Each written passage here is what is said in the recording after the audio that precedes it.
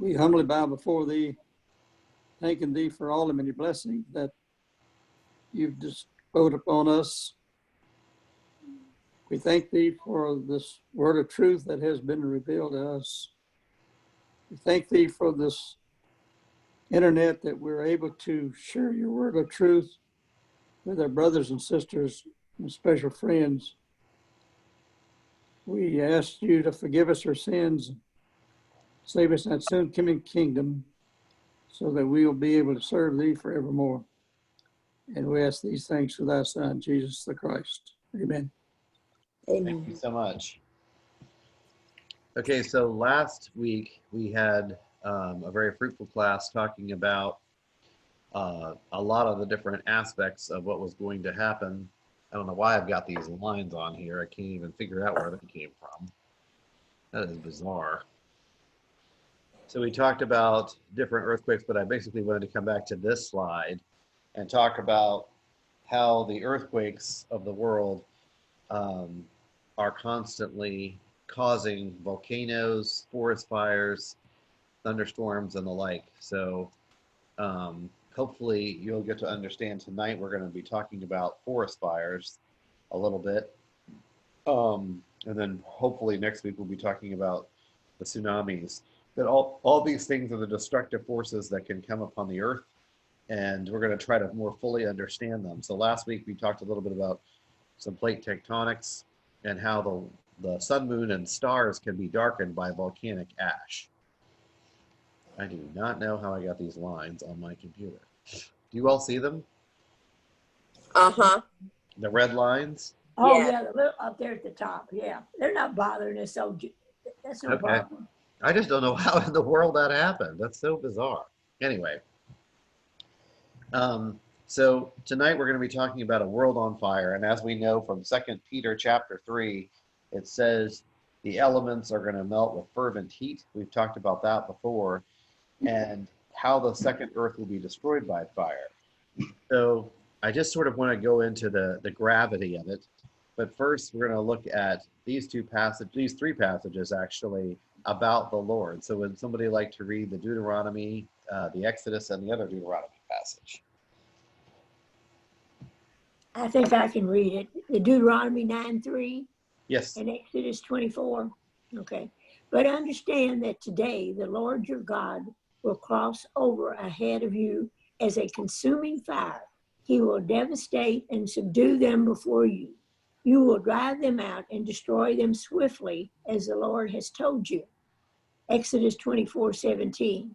The appearance of the Lord's glory to the Israelites was like a consuming fire on the mountaintop. In Deuteronomy 4:24, for the Lord your God is a consuming fire, a jealous God. Okay, so when Moses was first met by God in the burning bush, the whole point to me, and it took a long time for me to understand this, is that the bush was not consumed. It was a metaphor for the Jewish people. They were going to be put through the fire over and over and over again. We're told that the works of man will be tested by fire, and whatever survives is what we're going to be left with. So we know that the Lord is a consuming fire. What does that fire consume?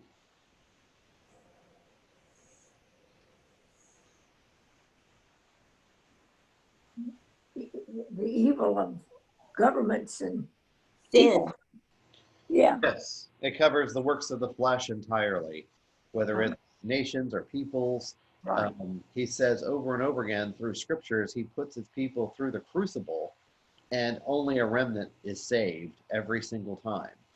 So the fire is a purifying element. It purifies the earth and it purifies us.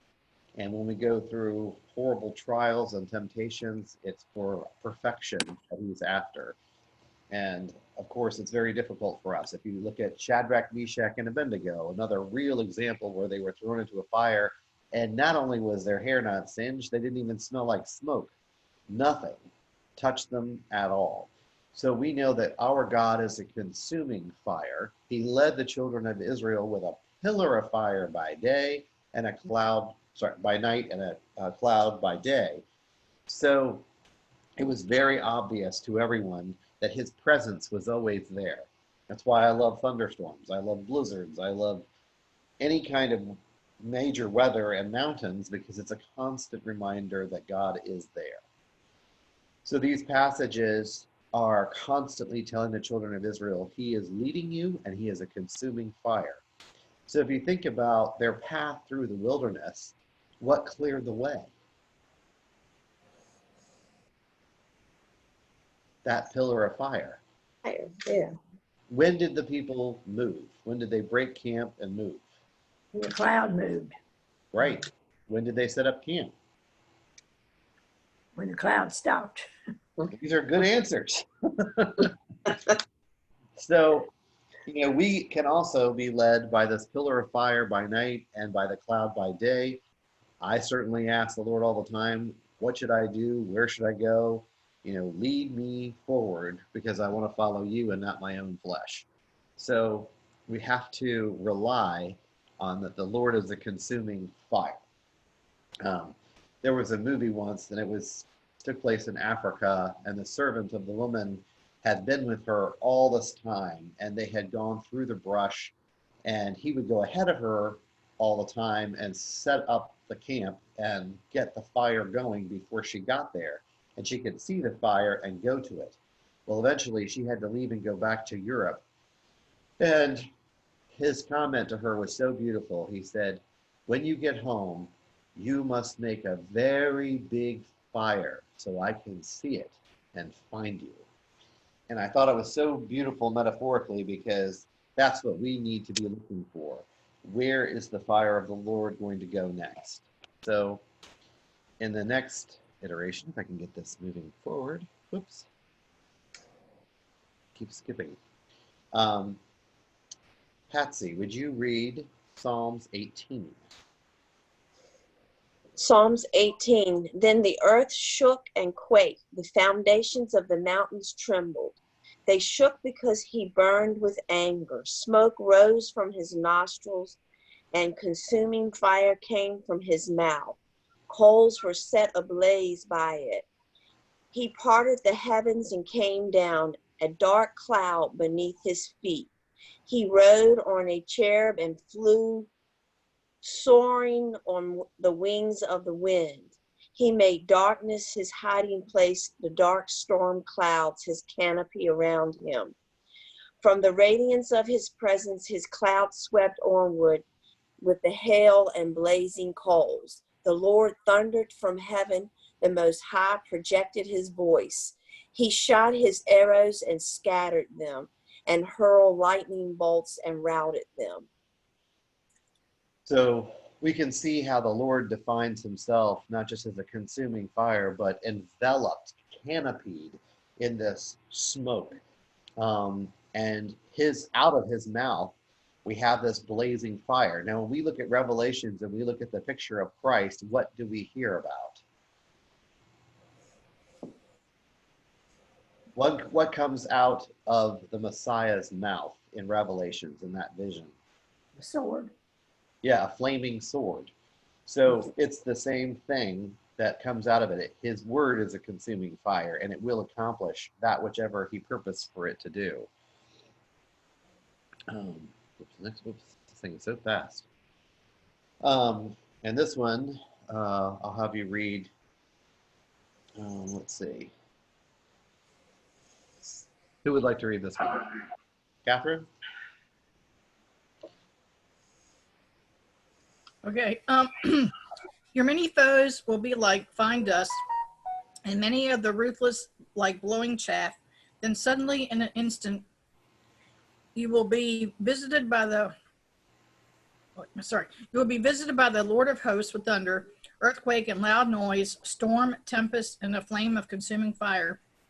All the many nations going out to battle against Ariel, all the attackers, the siege works against her, and those who oppress her, will then be like a dream, a vision in the night. Will be like a hungry one who dreams he is eating, then wakes and is still hungry, and like a thirsty one who dreams he is drinking, then wakes and is still thirsty, longing for water. So it will be for all the many nations who go to battle against Mount Zion. So guess where this passage is? I didn't put the reference on here. I believe it's Isaiah chapter 30. Isaiah. So it's just incredible is that God is coming as a consuming fire, and it is contingent with thunder, earthquakes, storm, tempest, flames of fire, all the things that we've been talking about, all those natural elements that are the chain reaction between one and the other. And we're going to be coming to this Hebrews 12 later on, but I just want you to keep that in the back of your head. Okay. So I want to talk now about the epic fires that happened in Australia. Mm-hmm. What happened in Australia was catastrophic. They've had brush fires for years, but 2019 put them over the top. What burned there was equivalent to the entire size of the UK. That's Ireland, Wales, England, and Scotland. So I'll just get each of you to read a bullet apiece. So Roger, can you start? This season, brush fires in southeastern Australia have killed at least 32 people and destroyed almost 2,000 homes in New South Wales, Victoria, and South Australia. Somebody else, can you read the next one? The scale of the area burned by the fires is immense, with at least 4.9 meters hectares. I don't know that word. It's Burned. million hectares, so it's 4.9 million hectares. Oh, okay, got it. Burned or currently burning in New South Wales alone, based on the most recent figures available. Okay, so it's just an incredible amount of land. I'm looking up, because I forgot to ask this.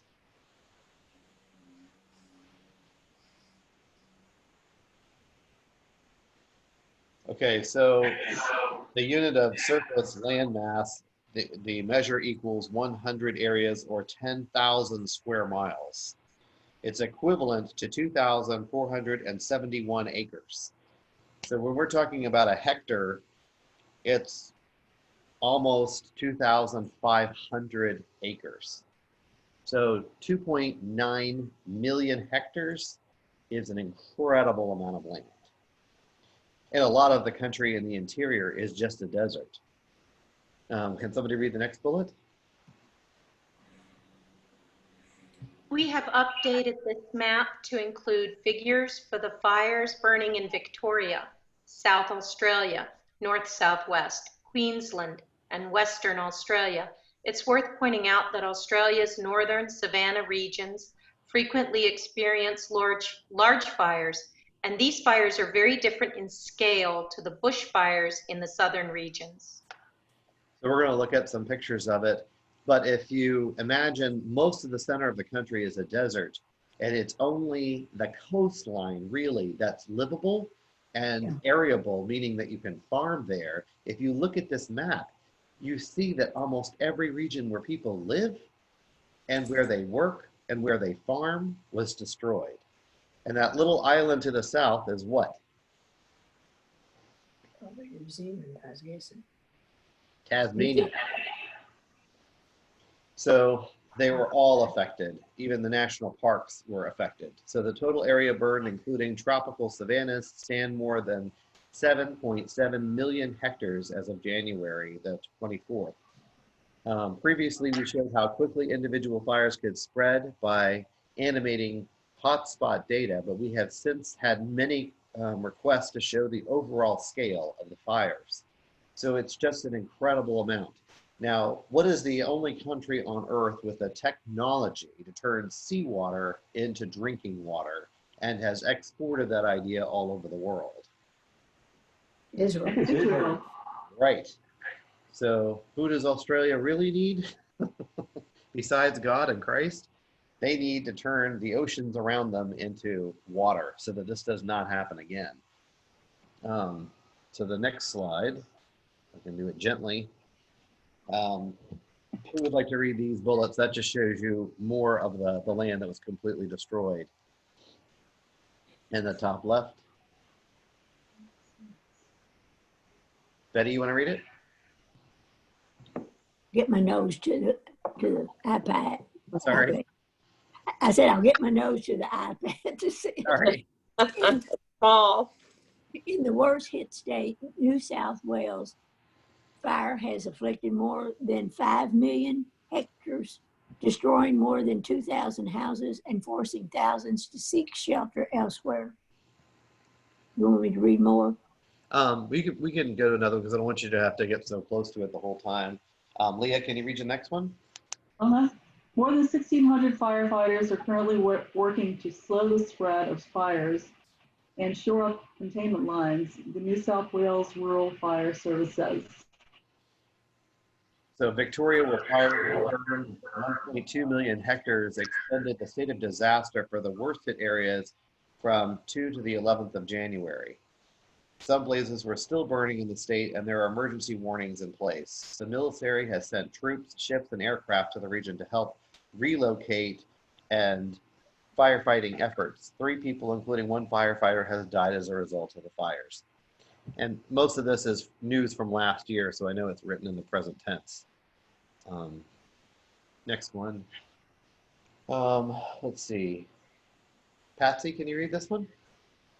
A record-breaking area of land has been burned in New South Wales this bushfire season, according to the latest figures released by the Rural Fire Service. You want me to keep going? Yeah, I'll just read the next one. A total of 4.9 hectares, the area larger than Denmark, has been destroyed in the state during the nationwide fire crisis. The total burning area across New South Wales, Victoria, Queensland, South Australia, Western Australia, and Tasmania has now reached 8.4 hectares, an area larger than Scotland.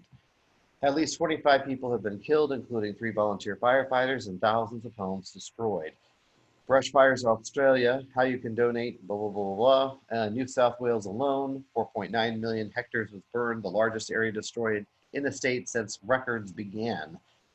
Associate Professor Owen Price from the University of Wollongong said, according to the data collected from New South Wales Office of Environment and Heritage, the previous New South Wales record was 3.54 million hectares burned in the widespread grass fires of 1974-1975.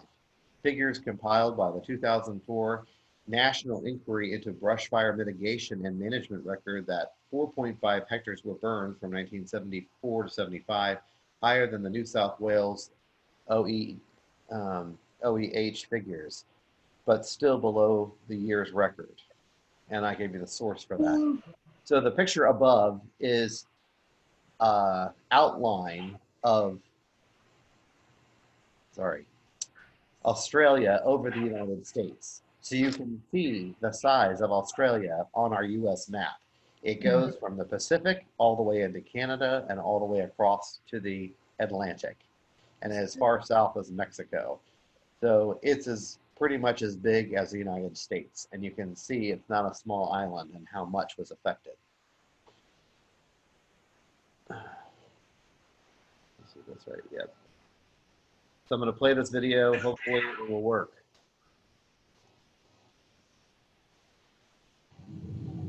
People don't really understand it until you actually see it coming at you in the normal state. That's the scariest thing in the world.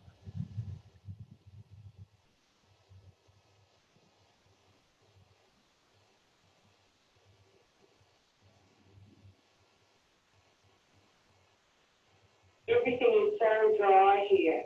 It's been drying out for like 2 years, so it's very volatile. Because we have the eucalyptus, which is in the air, it's volatile too. So it just explodes. It's very, very terrifying. Fire still came at us, even though we were very well prepared. There were over 200 firefighters here from various areas in Australia that were helping us to fight fires. The lack of water, of course, is a big problem, so we had to ship in water tanks, etc., to actually deal with it. People were using blowers to blow back the sticks and grass and clear the area, but it didn't make any difference with this fire. It's like fireballs in the room that explode. Cars blowing up before the fire can get clear. It's unprecedented. We had, lots of life at our little community, and we're all devastated by this.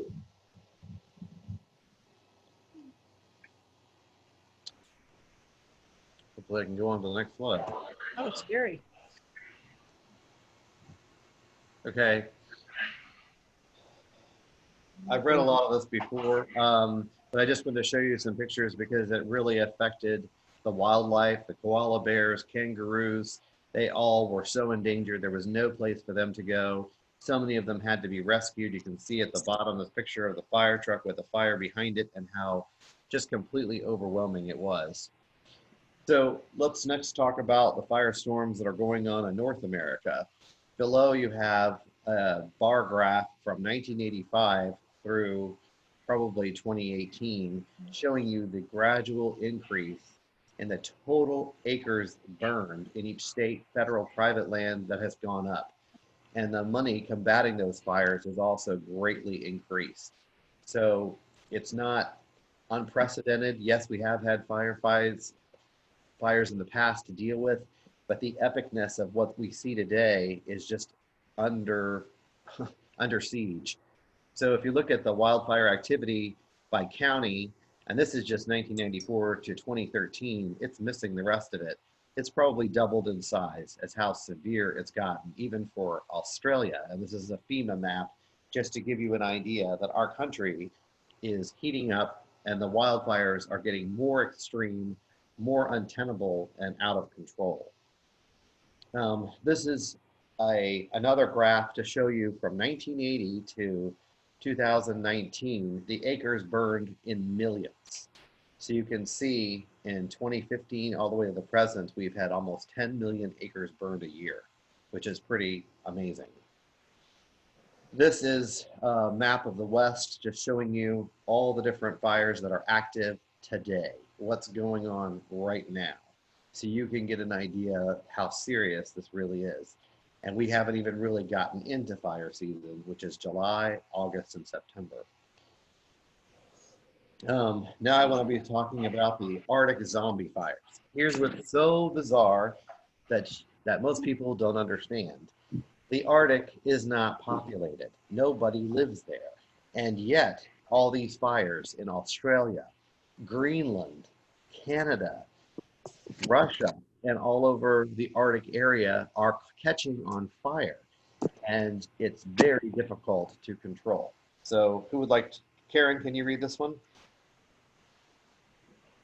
Record warm temperatures in the Siberian Arctic have led scientists to the discovery of a phenomenon known as zombie fires, also known as holdover fires.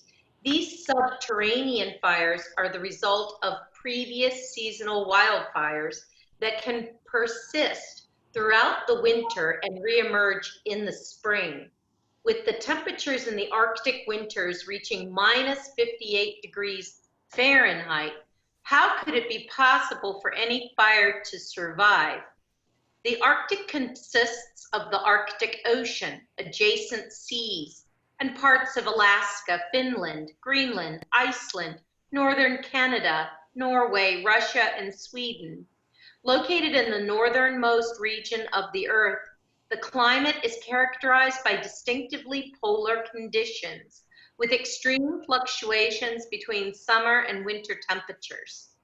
With climate change on the rise, seasonally warm weather last year resulted in intense wildfires that spread across the region. Hey, this reminds me of hell freezing over. Yeah, good point, Karen. Now, there's a little science behind this, and that is there's layers and layers and layers from the top to the bottom of the Arctic. Most of it is in permafrost, but that is changing. The chemistry of the permafrost is changing. There's been massive landslides all across the polar regions. Why? Because there's no longer the permafrost that's always there. So the ground is very unstable. What do we know about massive landslides? It caused tsunamis. Yes, ma'am, they do. So as the earth is continually heating up, and as the permafrost is thawing out, and as these landslides increase, what's going to happen to the ocean levels? Go up. They're going to go up. So it's a huge danger, and nobody even talks about these Arctic zombie fires. They were all across Siberia, all over Alaska, all over Canada, and nobody even knows about it. Why? It doesn't make the news. Nobody lives there. Who cares? So, Karen, you got such a good voice. You can read the next one. Okay. Frigid temperatures, one would assume, should be enough to rid any remnants of a wildfire. However, these blazes burrow deep into the rich organic material beneath the surface, and they remain dormant. With much of the Arctic consisting of peatlands, damage to such carbon-heavy habitat is a major concern for climate change. The combustion of such material leads to approximately 10% of greenhouse emissions from the land use sector. The fires in Siberia last year burned an area about the size of Belgium and emitted the equivalent of Sweden's total annual carbon dioxide emissions in 1 month alone. Wow. Research into whether or not these fires are reigniting from the previous year has shown proof of hotspot areas that align with dry surface conditions. According to Mike Parrington, the senior scientist and wildfire expert at the European Union's Copernicus Atmospheric Monitoring Service, we know from the climate data provided by C3S that the Arctic Circle regions most affected by fires in 2019 were experiencing warmer and drier surface conditions, providing the ideal environment for fires to burn and persist. With this information at hand, preparations for this upcoming wildfire season will hopefully lessen the effects of these zombie fires. Excellent. Thank you so much. So it's very thick, and there's a hot burn like you're seeing in front of you right now, and there's a slow burn, meaning that it's barely perceptible. If you were even to step on it, you would just notice warmth. You wouldn't have any idea that beneath your feet in this thick peat moss that's underneath you, it's still smoldering. It's still on fire. And that's what's so bizarre about these things. You would think through the winter with nobody living there, nobody lighting campfires, these things would just die out, but they keep coming back. That's why they're called zombie fires. So NASA is studying how Arctic wildfires change the world. Wildfires in the Arctic often burn far away from populated areas, but their impacts are left around the globe. From field and observatory work to airborne campaigns and satellites, NASA is studying the boreal forest, and tundra fires have become more frequent and powerful, and what that means for climate forecasting, ecosystems, and human health. So the real takeaway that we read when Karen was reading it was that it's loaded with hydrocarbons. So when it catches on fire, it's releasing all this carbon dioxide into the atmosphere. We already read how much, about 10%, contributing to what the Earth already has. So nobody's up there with a fire truck. Nobody's up there to put these fires out. They just have to let them burn. You talk about man having absolutely no control over this. That's the case. And there is no way for us to stop it. I think it's the hand of the Lord slowly bringing about what he promised in 2 Peter chapter 3, that the second earth would be destroyed by fire. Here's another video. On July 7, 2019, describes an old anchorage Alaska with thick snow. Across the continent, the small lake fire that spread over nearly 79,000 acres. We can't really hear that. This was just over 400 fires that burned in Alaska so far in 2019. I don't know if it's playing through the speakers. Fires can help rejuvenate ecosystems and make way for new growth. So this is Alaska, right? Now, if you're Boreal regions are warming at a faster rate than anywhere else on Earth, and hotter and drier summers are leading to accelerated fire cycles. Oops, sorry. Hold on one second. I apologize.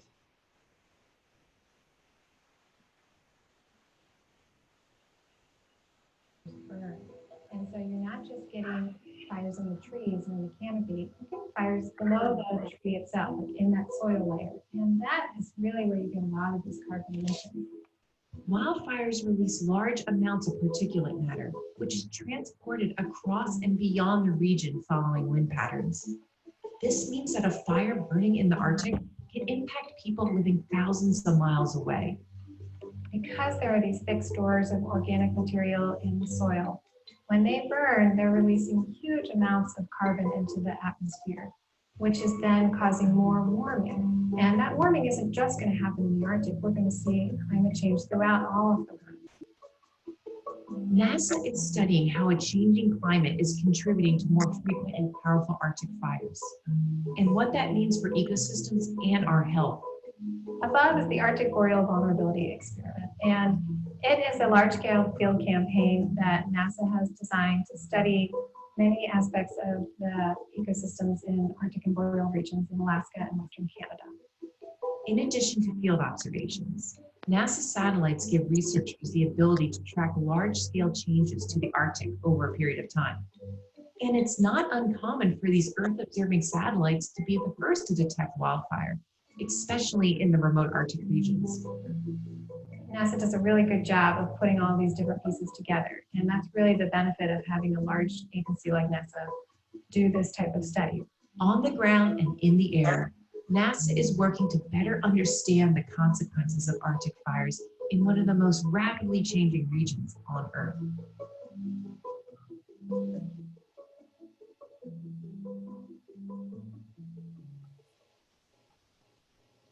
Okay.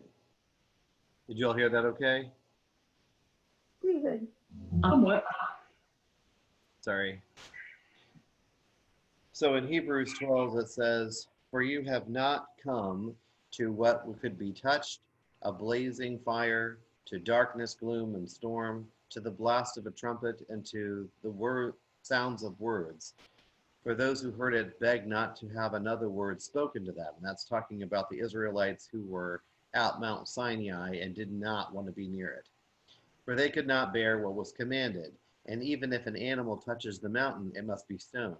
The appearance was so terrifying that Moses said, "I am terrified and trembling." Instead, you have come to Mount Zion, to the city of the living God, the heavenly Jerusalem, to myriads of angels in festive gathering, to the assembly of the firstborn whose names have been written in heaven, to God, who is the judge of all, to the spirits of righteous people made perfect, to Jesus, the mediator of the new covenant, and to the sprinkling of blood, which says better things than the blood of Abel. Make sure that you do not reject the one who speaks. For if they did not escape when they rejected him who warned them on the earth, even less will we if we turn away from him who warns us from the earth. The voice shook the earth at that time, but now he has promised. Yet once more I will shake not only the earth, but also the heaven. This expression, "yet once more," indicates the removal of what can be shaken, that is, created things, so that what is not shaken might remain. Therefore, since we are receiving a kingdom that cannot be shaken, let us hold on to grace. By it we may serve God acceptably, with reverence and awe, for our God is a consuming fire. So just like we talked about at the beginning with the burning bush, the point of it was they did not, the bush was not consumed. Shadrach, Meshach, and Abednego were not consumed. And Moses was not consumed. Throughout history, God has chosen that as a metaphor to say his people will not be shaken. They will not be burned. They will not be touched. But the fire is for the removal of the wicked. In the parable of the wheat and the tares, what is the first objective of the servants during the harvest? They're supposed to let them grow up together, right? So that they don't harm the wheat. Right, but at the harvest, what does the master tell the servants? Oh, separate them and then burn. Right. But, so yeah. they separate the wheat from the tares, and the first objective is to take the tares up and burn them in the fire. Then gather the wheat and bring it into the barn. So it is something for us to consider very strongly. Our next section is about the Antichrist, so I want to be careful because there's a lot to talk about with this. We're probably not going to get through it in 15 minutes, but we'll start it anyway. The Christ versus Antichrist, and I want to start off with this. There was a recent book by Jason Hensley called The Antichrist. There's a Christadelphian from California. He successfully identified 28 characteristics that many modern Christians will be looking for as the Antichrist, which are in fact the very characteristics of the returning Messiah. Mm-hmm. So that's the danger for all of us, is that many people are probably going to mistake the returning Messiah as the Antichrist. So we have to be very careful. It says in 2 John chapter 1, verses 6 through 8, I say this because many deceivers who do not acknowledge Jesus Christ as coming in the flesh have gone out into the world. Any such person is a deceiver and the Antichrist. So is there one Antichrist? No. There are many, many who have wandered the earth. Name a few of them if you want to, that we know about in history. What about Jonestown? Oh, yeah. What about David Koresh? What about all of these other people who, the characteristics are very clear here. They don't acknowledge Jesus Christ as coming in the flesh. And he says many of them have gone out into the world. So it says, watch out that you do not lose what we have worked for, but that you may be fully rewarded fully. From 1 John chapter 2, verses 21 through 23, I do not write to you because you do not know the truth, but because you do not know it, and because you do know it, and because no lie comes from the truth. Who is a liar? It is whoever denies that Jesus is the Christ. Such a person is an Antichrist, denying the Father and the Son. No one who denies the Son has the Father. Whoever acknowledges the Son has the Father also. So between these two verses in 1 and 2 John, what are the characteristics of the Antichrist? Yeah, the Father and the Son. Say it again, Betty. Well, one thing that Jesus came in the flesh and they denied the Father and the Son. Yep. So they're usually coming to seek their own glory, and they defy God and Christ. So it doesn't say it's one person, it says it's many people. So let's dive into some of the characteristics that are interesting. The Antichrist is a man. So that's from 2 Thessalonians chapter 2, verse 3. Was Christ a man? Yes, he was. Now he's sitting at the right hand of the Father. Number 2, the Antichrist is someone who has been around before. Revelation 7:8 describes this reality, along with the fact that the inhabitants of the earth will be amazed to see this man who comes, once was, now is not, and yet will come. So I didn't know, Roger, if you wanted to shed any more light on that since you've done Revelations.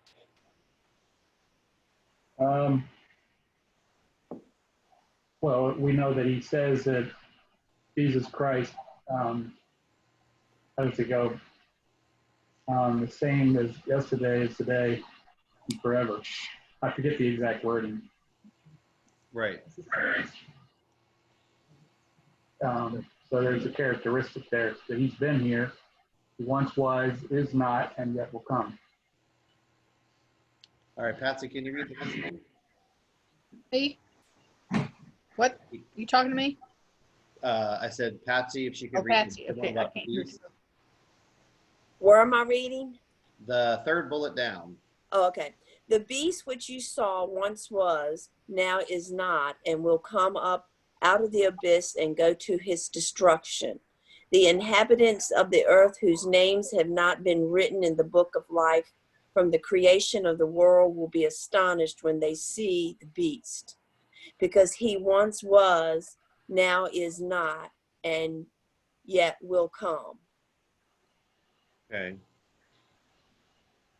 This is one of the reasons why many teachers of the Bible prophesy speak of the return of the Antichrist. So they think that's what that's referring to. 3 is the Antichrist is the 8th king in a series of kings, as it says in Revelations chapter 17, verses 10 and 11. There are also 7 kings. 5 have fallen, 1 is, the other one has not yet come. But when he does come, he must remain for a little while. The beast who once was and now is not is the 8th king. He belongs to the 7 and is going to destruction. So, you know, these things are there for our edification, and it's difficult a lot of times to discern what we're really talking about. Get on to the next slide. Okay. Let's skip something. Yeah. There we go. Roger, can you read the next 3 bullets? Daniel 9:26 says this about the people, that the Antichrist will be from the people of the ruler who will come, will destroy the city and the sanctuary. Jerusalem and the temple were indeed destroyed by the Roman Empire in AD 70 in fulfillment of this prophecy. Some Bible prophecy scholars believe, therefore, that the Antichrist will come from a revived Roman Empire, while others believe that the Antichrist will be Syrian, since troops from the Roman Empire used to destroy Jerusalem and the temple were Syrians. So this is just giving you a lot of background of what people have thought this was going to be all through history. Go ahead and read the next one. Daniel 9:27 says that the Antichrist will establish a covenant with many. He will confirm a covenant with many for 1/7. For 1/7. 1 week. Okay, this is a different version. Yeah. Go ahead. Now you will hear many Bible prophecies teach that the Antichrist will establish a treaty with the nation of Israel for 7 years. But it does not say that. It only says that the covenant will be made with many. So 6 says the coming of the Antichrist will be accompanied by satanic miracles, signs, and wonders. As it says in 2 Thessalonians, the coming of the lawless one will be in accordance with the works of Satan, displayed in all kinds of counterfeit miracles, signs, and wonders, from 2 Thessalonians 2:9. Number 7, the Antichrist will deny that Jesus is the Messiah, from 1 John 2:22. 8, that the nations of the world will follow and worship the Antichrist, Revelations chapter 13, verses 3 through 4, and verse 8. Number 9, that the Antichrist will kill the 2 witnesses once they have finished their prophesying, Revelations chapter 11, verse 7. 10, in the middle of the 7th year of tribulation, the Antichrist will put an end to the temple sacrifices and will set up the abomination that causes desolation in the temple, as Daniel 9:27 says. And a lot of people believe that was Antiochus Epiphanes. So a lot of these different aspects either already happened or apply to Christ or apply to the last days. And that's why it's important to realize there were many antichrists. We knew the definition of them from the beginning. Go to the next slide if it comes up. I'll speak up and say whoever's talking this way, they need to listen to Roger's class when they start. So they'll know what Revelation 13 is all about. Yep. So these are just a list of different things. So I think that's what we, can be investigated. We don't have to continue with the rest of this. It's a long list, and it probably is better addressed at a later time because a lot of them come from Revelations, and Roger can cover that in his class. Yeah. Yeah, it's pretty in depth. It would, you really got a lot of history you have to work through to understand those exact moments in history. Right. Yeah. That I'll cover. To do it in 5 minutes would just be confusing. Right. Yeah, so I'll skip that and let you handle that one, Roger, when you do your class. The next one I want to talk about is the destruction of Damascus. What is interesting is that it's the oldest continuously occupied city in the world. Now, why would we talk about this? It's prophesied in 4 different places in Scripture that Damascus would be destroyed. Some people thought that would happen after Christ returned. Some people thought it would happen as he returned, but it's happening presently in the active tense, and I would just like to show you some examples. Why is it necessary for Damascus to be destroyed? It is prophesied in 4 major and minor prophets. It is the oldest continuously lived in city in the world, settled in 2000 BC by Amorite settlements. It has yet to be completely destroyed, only hit by wars. It is the home base and operations of Hamas. It's important to note that Syria has provided training, weapons, safe haven, and logistical support for both leftist and Islamic Palestinian hardliners. In the 1990s, Hamas came to depend primarily on Syria for military and financial means, as well as for a base of operations. Hamas leader Kahel Mishlal currently lives in Syria. The headquarters of the far-left populist front for Libyan of Palestinian General Command is in Damascus. So actually, some of the stuff has changed because Damascus has been so completely destroyed. What I want you to take away from this is that Syria hosted, trained, bought weapons for, and basically housed terrorists against Israel for decades, probably from the 60s all the way through. And their country has been utterly decimated. Most of their residents have fleeing to other countries, from Jordan to Saudi Arabia to all over Europe. They have left because there's nothing to come home to. And this is a picture of modern day Damascus. Is this a joke? Yeah. This picture is actually Damascus itself. I know a lot of the towns around about have been obliterated. I tried to look for just the town of Damascus. So this is the history, if you're interested, of all the different things that have happened to its existence. I won't go into it into great detail, but you can see in 1918, the Ottomans were driven out of Syria during the First World War by T.E.O. Lawrence of Arabia, General Allenby, and Faisal bin Hussein, respectively. And then it was the Kingdom of Syria for 20 months, and then it was a French mandate from 1920 to 1946, and they had their independence in 1946.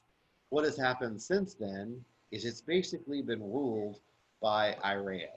They've supplied them weapons, they've supplied them money, they've supplied them terrorists, and so is Russia. And Russia is the primary stakeholder there now. So it's pretty amazing. I'm waiting for my slide to go. So here's the first of the oracles against it. Patsy, would you like to read this one? Isaiah 17, an oracle against Damascus. An oracle against Damascus. Look, Damascus is no longer a city. It has become a ruined heap. The cities of Ar are forsaken. They will be places for flocks. They will lie down without fear. The fortress disappears from Ephraim and a kingdom from Damascus. The remnant of Aram will be like the splendor of the Israelites. This is the declaration of the Lord of hosts.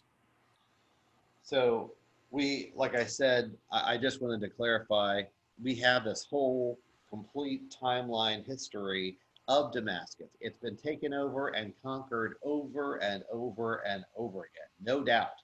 The Chaldeans have been there, the Greeks have been there, the Persians have been there, the Romans have been there, so the Seleucids have been there. it is just incredible how many nations, including the Ottoman Empire, has been there. The French have occupied it, but it's never been completely destroyed in all of its history. That's why it's important to note what's going on now. As a little side note, the Euphrates actually starts, its headwaters are in Turkey, then it goes through Syria, then it goes through Iraq, and out to the Persian Gulf. What's interesting is every country along the way has tried to dam it all up and prevent the next country from getting any water. It's hysterical. There's so many dams on this river, and it's drying up as well, even though that was a prophecy about the drying up of the power of the Ottoman Empire. So, Leah, would you like to read this one? Sure. Jeremiah 49, 23 through 27, prophecies against Damascus. About Damascus, Hamath and Arpad are put to shame. They have heard a bad report and are agitated. In the sea, there is anxiety that cannot be calmed. Damascus has become weak. She has turned to run. Panic has gripped her. Stress and labor pains have seized her like a woman in labor. How can the city of praise not be abandoned, the town that brings me joy? Therefore, her young men will fall in her public squares. All the warriors will be silenced in that day. This is the declaration of the Lord of hosts. I will set fire to the wall of Damascus. It will devour Ben-Hadad's citadels. So Ben-Hadad, wow, sorry. Ben-Hadad was alive a long time ago. Who remembers what happened with Ben-Hadad?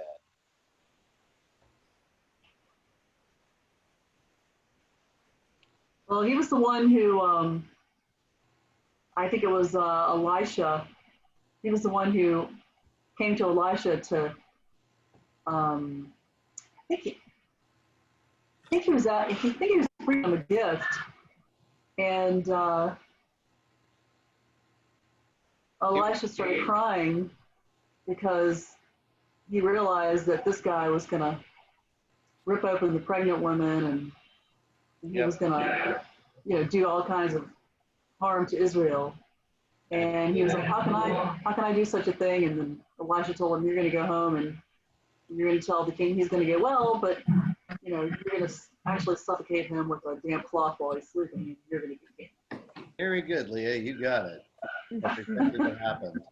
So Ben-Hadad's citadels still exist, but they're going to be taken down, and you can see more of the destruction of the city here. So we'll read this one. Who hasn't read in a while? Eb, can you read it, or is it too small? He just left. He had to get up and start walking. His legs are hurting. I'm sorry. Who would like to read Amos? Karen? All right. Amos 1, 3 through 5, judgment on Israel's neighbors. The Lord says, I will not relent from punishing Damascus for 3 crimes, even 4, because they threshed Gilead with iron sledges. Therefore, I will send fire against Hazael's palace, and it will consume Ben and, I can't say that. Hadad citadels. Okay. I will break down the gates of Damascus. What? I will cut off the ruler from the valley of Abram, and the one who wields the scepter from Beth Eden. The people of Abram will be exiled to Kir. The Lord has spoken. Okay, so we've seen now in 4 very distinct places, 2 minor prophets, 2 major prophets, Isaiah, Jeremiah, Amos, the other one, how the city was going to be destroyed, and they ring true with each other. So I want to play this little video for you. Hopefully you can hear it. If you can't, at least you'll be able to see it. For the past 7 years, Storyful has been documenting the effect of the Syrian conflict on the people living there. We've also been tracing the country's physical destruction using satellite imagery and footage from local activists.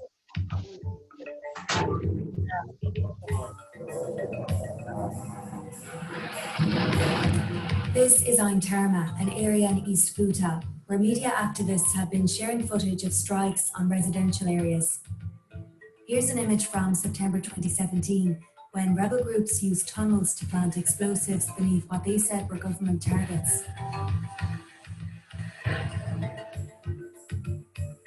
The scale of the destruction becomes clear when you compare satellite imagery from 2011 and 2017.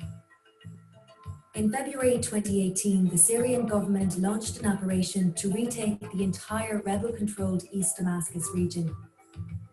In the first month alone, more than 1,000 people died, with 20 of those deaths in government-held areas. This is Harasta, one of the areas targeted in the operation, and the footage here shows the destruction of a central square.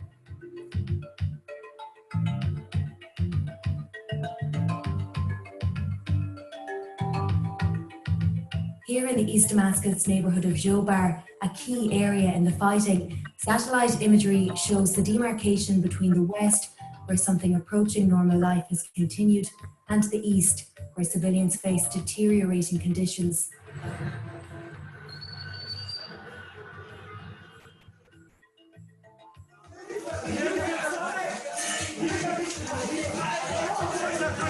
On March 18th, with the Syrian government reporting significant gains in the operation, official footage was released of President Bashar al-Assad driving through a town in East Ghouta.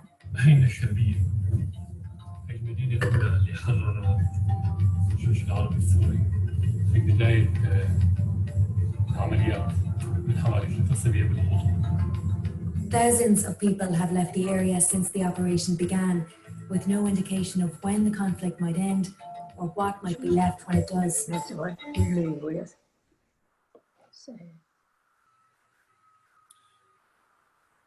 So it hasn't happened completely yet, but it is already more than half completely destroyed.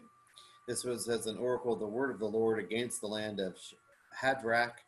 At Damascus is its resting place, for the eyes of men are on the Lord against all the tribes of Israel and against Hamath, and its which borders it, as well as Tyre and Sidon, though they are very shrewd. Tyre has built herself a fortress. She has heaped up silver like dust and gold like dirt in the streets. Listen, the Lord will impoverish her and cast her wealth into the sea, and she herself will be consumed by fire. And I think this is another quick video about drones flying over the area.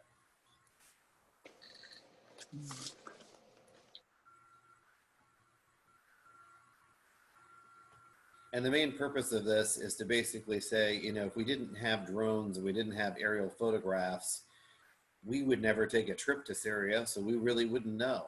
So what you're getting to see is aerial footage, basically from drones flying over the rubble of what was once the city. And Damascus is a major trade route. It's been a prosperous city for so many years because it is a major trade area and because so many people flock to it. And now the city itself, population-wise, is just decimated. Most of the population in Syria has left. And I could actually show you an infographic next week to show you where they left and where they're living now. What I will tell you is that Germany regrets the decision to bring them into their country because they've been nothing but a problem since they arrived. So it just gives you a very good idea that the word of the Lord does not return to him empty, but accomplishes that which he purposes. And you can see it firsthand in this video footage. So I'll stop it because I'm sure you've seen enough of the destruction. Damascus still is a safe harbor for terrorists. Though Syria officials feigned ignorance of Al-Qaeda's encampment within its borders, the reality is the country not only tolerates the persistence of terrorists, but encourages them to use their country as a safe haven, headquarters, and transit point. So why does Syria continue to harbor terrorists, knowing that the place of the country is squarely in the crosshairs of the Bush administration, so this is a little bit old, particularly in light of Syria's historical problems with its own Islamic groups, why it would welcome radicals from across the region. Finding the answer lies in these questions crucial to trying to defeat one of the Middle East's most prolific boosters of terrorism. And it hasn't stopped. I hope to give you an update basically on what Russia is doing there, but why does Russia want Syria so badly and has made Assad basically a puppet president? Routes for their pipeline. Yep, the pipeline is one of the big things. They've got to get their oil right out to the Mediterranean, put it in tankers, and then guess what? They go right through the Suez Canal through Egypt, which they also have a heavy hand in. So the problem is they don't have a warm water port. That's also a major concern because they have established air bases in Syria, and they have also established new naval bases all over Syria. So this is a huge threat to Israel, and it is not a comfortable situation. ISIS has basically decimated the country as well. So it's a country that's basically being wiped clean, and the new powers that are coming to be in there are the Turkish government, Iranians, and the Russians. So it'll be very interesting to see what happens next. The fundamentalist Palestinian Islamic Jihad is headquartered in Damascus, and in addition, its support comes directly from the Syrian government. Funds are transferred from Damascus to the personal bank accounts of individual Palestinian Islamic Jihad terrorists to aid them in purchasing arms to pay for their terrorist activities. The leadership in Damascus gave approval to Islamic Jihad to reach an agreement with Fatah elements and to carry out joint attacks. These attacks have been planned in Syria to carry out against Israel. The flow of money from Damascus to Islamic Jihad in Jenin have been so massive that the organization gave money to other terrorist organization groups as well. So you can see Iran in the green, Syria in the orange. What is the country in between? Louder. Iraq. What have we seen during the Trump administration with Iraq and Iran?